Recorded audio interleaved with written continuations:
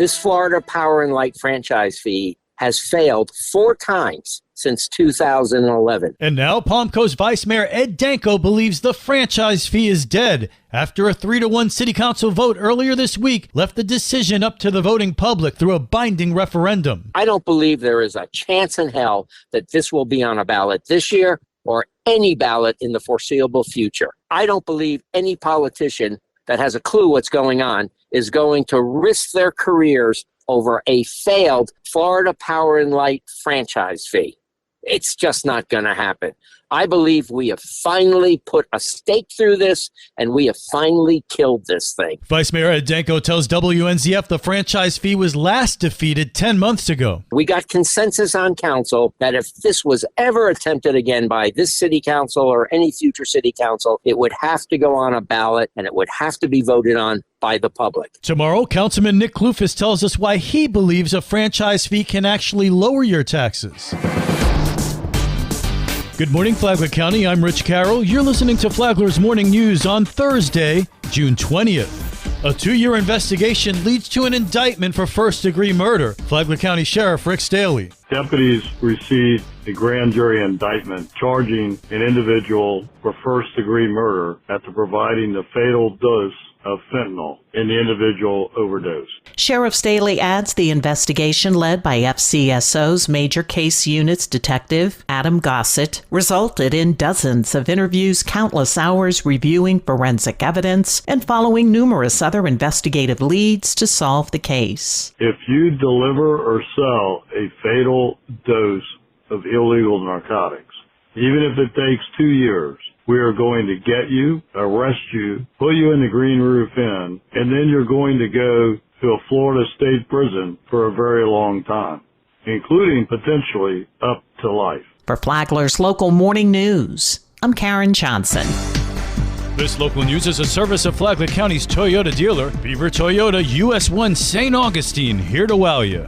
Jeffrey Cortland Seib, running for Palmcoast City Council because I believe there is a better way to run the city. We're talking to one of the candidates running for Palmcoast City Council. Jeffrey Cortland Seib has lived in the city almost 30 years, and he's been active for the past decade. 8 years on the Beautification and Environmental Advisory Committee. And for the last 2 years, I have attended and spoken out at every city council meeting. I am sure the only way for us to go forward is for the city council to listen to residents' concerns and then act on those concerns.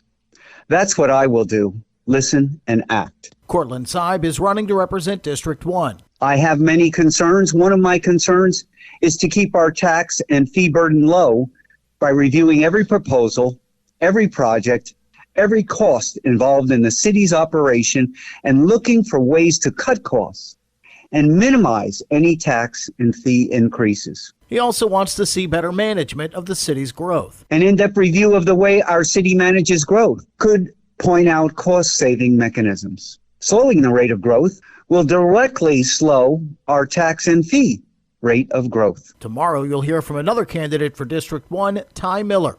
I'm Daryl Moody reporting.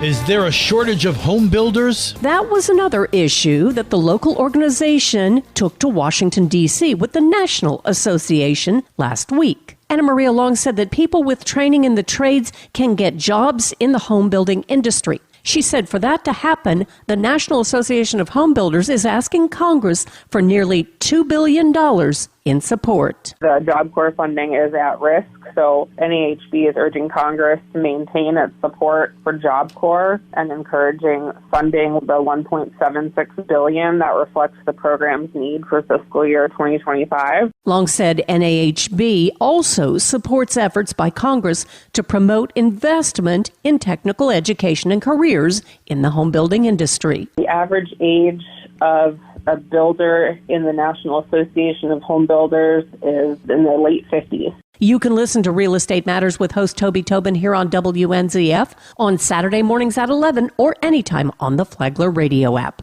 Tomorrow, Transformers, and we are not talking about those toys. From the WNZF newsroom, I'm Deb Albertson. And now you're up to date on Flagler's Morning News. I'm Rich Carroll.